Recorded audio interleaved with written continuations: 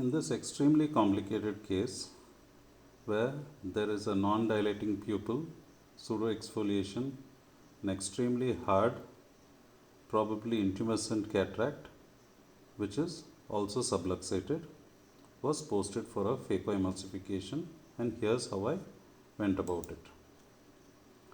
You can see the pupil is extremely small. There is some pseudoexfoliation, and there is definitely a gap from the posterior surface of the iris to the lens, signifying that there must be some subluxation. So initially I put in my 2.8 millimeter incision, the side put incisions as well.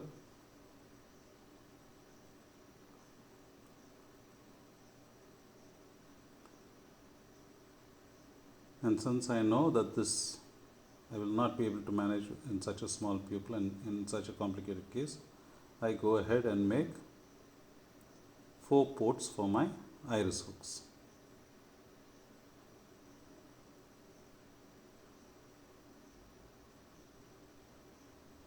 I then go ahead and stain the anterior capsule with Trypan blue under air and express it with HPMC, and then place the 4 hooks to expand the pupil.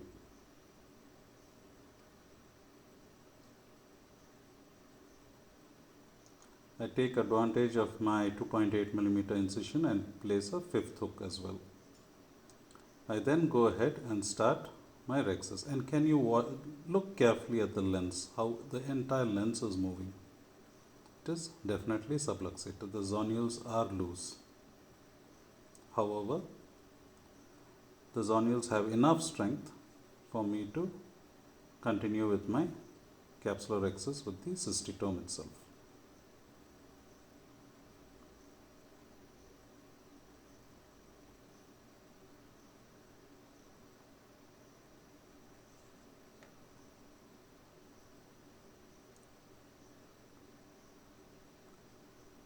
I very carefully make sure that the rhexis is complete.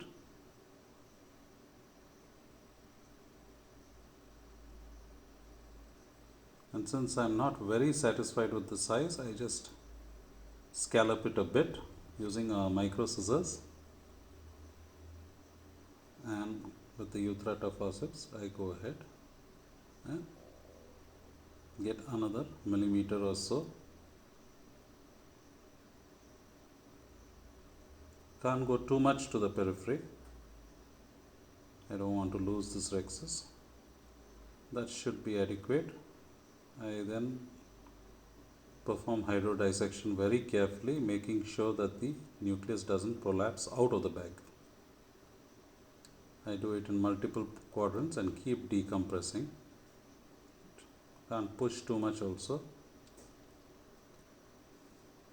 I then take a Simcoe cannula and debulk the lens. Now this will serve multiple purposes. One is I can gauge exactly how dense the nucleus is once all the superficial cortex is removed. Next, it will give me, I am planning to put in a CTR ring because this is not looking very stable, this lens.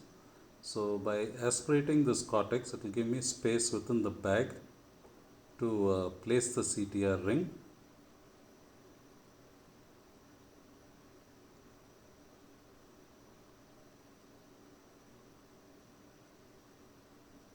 And of course, by aspirating all this cortex, it's not going to hamper me with visualization.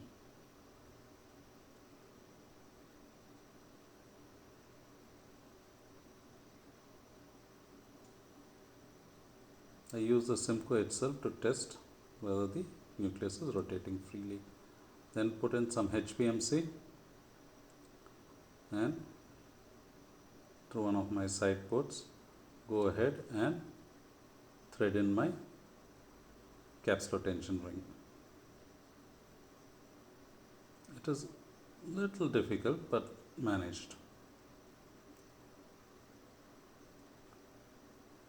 I then, with the help of 2 Sinskey hooks, very carefully make sure it has gone into the bag. Many times if you're not careful, it may escape into the sulcus, and you don't want that. Once this is done, I go ahead, take a very sharp chopper, take my phaco. I'm almost at 70-75% phaco power, very high vacuum of 400 and 40 ml flow rate, and start my direct chops. This is the woodcutter's chopping technique, and that's the first chop. I should make sure that I break the backbone as well.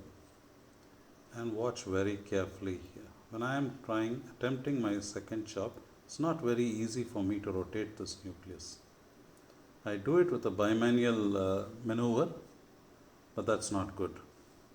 Anyway, I get my second chop in as well.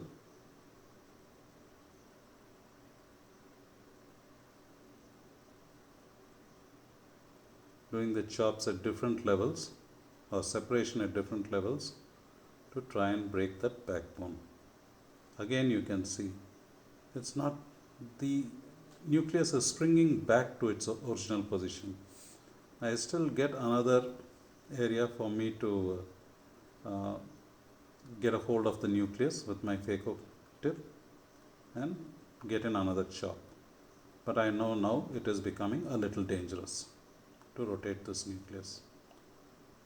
It is not easy, so I come out. Put in some viscoelastic and again check the rotation very, very gently with 2 Sinskey hooks, and I know that the lens is not stable. It needs some vertical stability.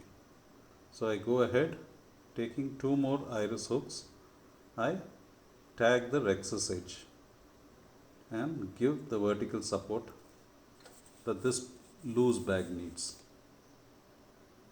I am holding on to the rhexis edge with my iris hooks.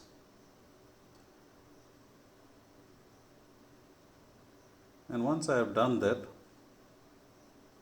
it becomes much easier for me to rotate and emulsify the pieces, because now the bag has both horizontal as well as vertical stability, and I am also having more confidence to go ahead and remove these pieces from the bag.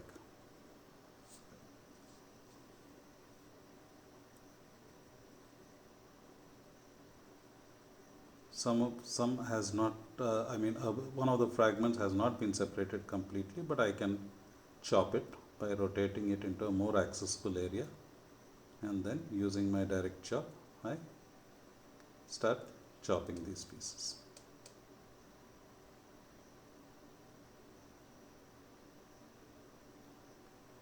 It's a very hard nucleus, as you can see,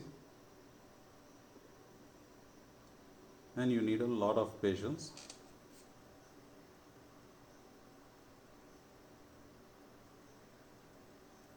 Make sure you face the bevel downwards. You can use continuous power and try to be at the iris diaphragm or even lower.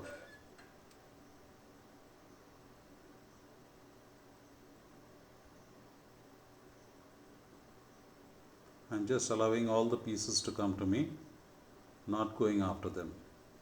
That would be dangerous. Once done, I come out first with the chopper and then with the phaco tip. The little cortex that you can see at the periphery, I remove with the Simcoe cannula, and I also try and remove some of the cortex from the bag as well. Don't be too aggressive, it's not that easy to remove it with the CTR in place. I then put in viscoelastic, and I have decided to put in a 3-piece foldable IOL.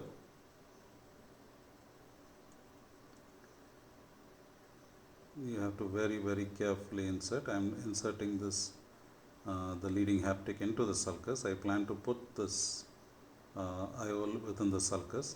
I am not placing it in the bag. I don't think the bag is stable enough to handle this lens.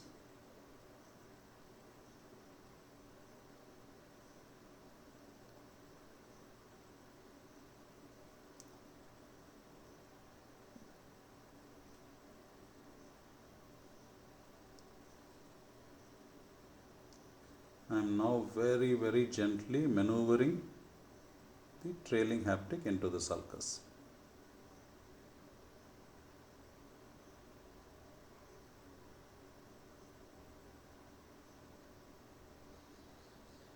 That iris hook which was holding that capsular edge, it has let go of it, so I can maneuver this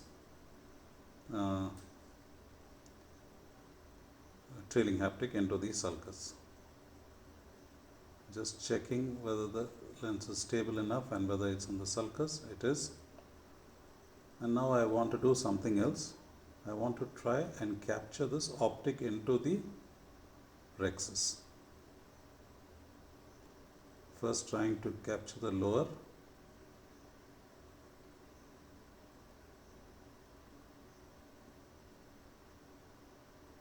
and then go after the upper part of the optic. There you can see the rhexis margin over it. And once I know this is within the rhexis margin, I remove all the iris hooks and very gently remove the viscoelastic from the chamber with a Simcoe cannula under an extremely low infusion. I finally conclude the surgery by hydrating the wounds and injecting an intracameral antibiotic. Thank you very much.